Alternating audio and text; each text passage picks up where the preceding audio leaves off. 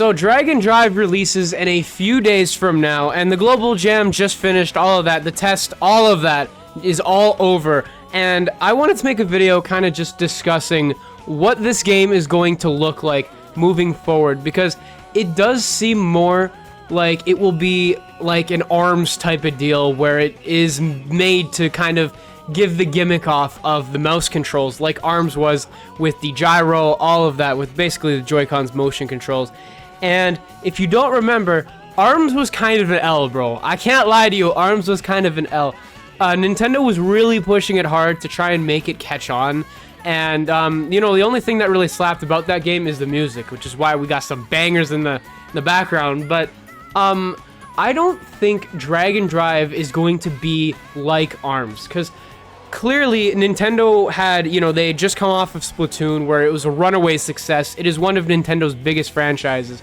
They were trying to replicate that with ARMS, and honestly, I don't think that is what Nintendo's trying to do with Dragon Drive, because if you can see, if you look at the main characters in this game, they really don't have much personality to them. They're just kind of like robots in a wheelchair.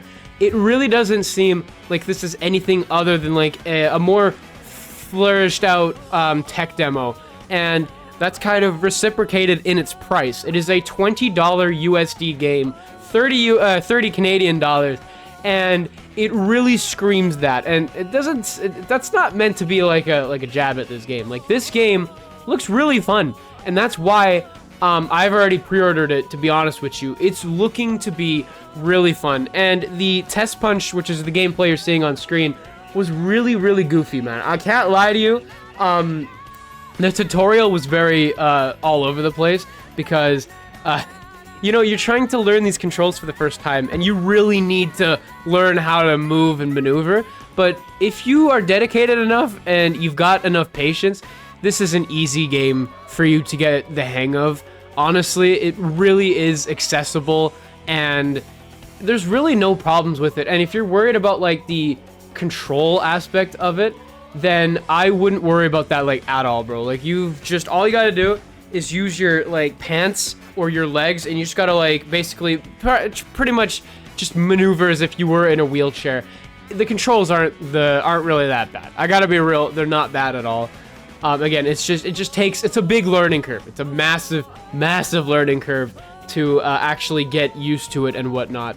But when it comes to the gameplay itself, it's really fun. It kind of reminds me as like one of Nintendo's like older games, where they just put a bunch of like freaking effort and all this whimsical stuff into it. It's got a lot of that Nintendo charm, which is something that everyone misses apparently. Like, I mean, I miss it especially because I grew up during the Wii U, Wii 3DS era, all that, where Nintendo was like at the top of their game when it comes to just putting in that much more personality to everything. But after this after the Switch and Switch 2 came out, like, it's just been nothing but just kind of like bland corporate, kind of just boring stuff for their UI and stuff. Nintendo's back with this. Like, this is one of their charm games, and I'm hoping, really hoping, that people are going to be able to give this a chance, because the global test punch to me was really, it was a resounding success. It was really fun to just be able to play with people and all of that. Being able to do a friend lobby with the free, or during that free test time, was awesome, because it gave me like first experience into what this game is going to look like after it comes out on this Thursday. So if you want something that's like a fun multiplayer game where you're not really taking things too seriously, this is right up your alley, bro. Like, genuinely, this is going to be an insane game, and I'm so excited to play it on stream. But if you're hoping for something that's easy to control, and something similar to like a Smash Brothers or a Mario Kart, where it's just kind of like, hey, I'm gonna sit down on the couch and relax and play this ain't for you, bro. This low-key ain't for you, because you need to do the mouse controls. It is literally exclusive to this game. You need to do the mouse controls. But the other thing that I feel is important to establish here is that it is a single-player game. And I think you guys are like, what do you mean? Of course it's a single-player game. But even if you get a second pair of Joy-Con 2 controllers, it doesn't allow you to do split screen. It is a literally one player per console. So if you want to do a multiplayer game in real life, then what you're going to need to do is buy your own Switch 2. You're going to need to buy your own copy of the game. And then only then will you be able to actually play this multiplayer. And not to mention, you're going to need a bunch of TVs as well, because ain't no one using the frickin' screen unless if you got it propped up on a table. But that's not... It's not really the most practical game. It is a tech demo in the purest of sense, and it should be taken as such.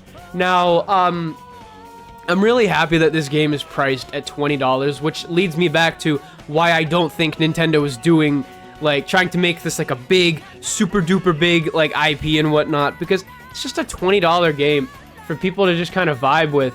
And it should really only be taken as such, because with ARMS, they priced that at a full $80, $60 USD price tag. And Dragon Drive seems to be a lot less than that, and that is a good thing. That is a very good thing. This is a great entry point for Switch 2 users.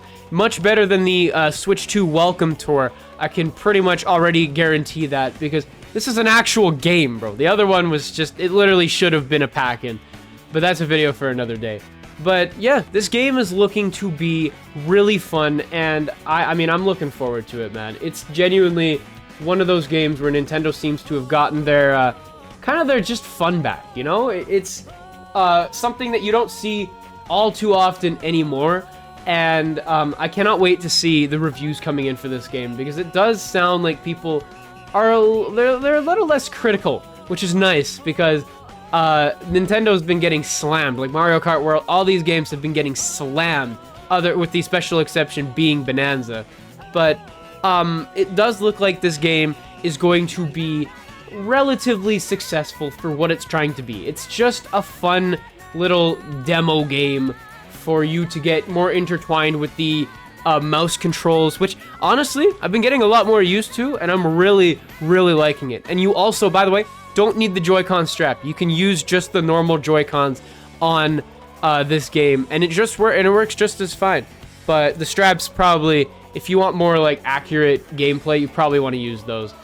But yeah, that's pretty much what Dragon Drive is going to be. We're going to be doing a stream on the launch day. We're going to be making probably some videos on this as well. I'll give you an update on if this game is more goated, because obviously the Global Jam is not the full version of the game. We've still got other modes to go through. We still have to play the game for an extended period of time. A 2-hour gaming session is not enough to determine if this game is more goated or not. So, yeah, that's pretty much it. Thank you guys so very much for watching. Make sure you leave a like, comment, subscribe for an update on Dragon Drive.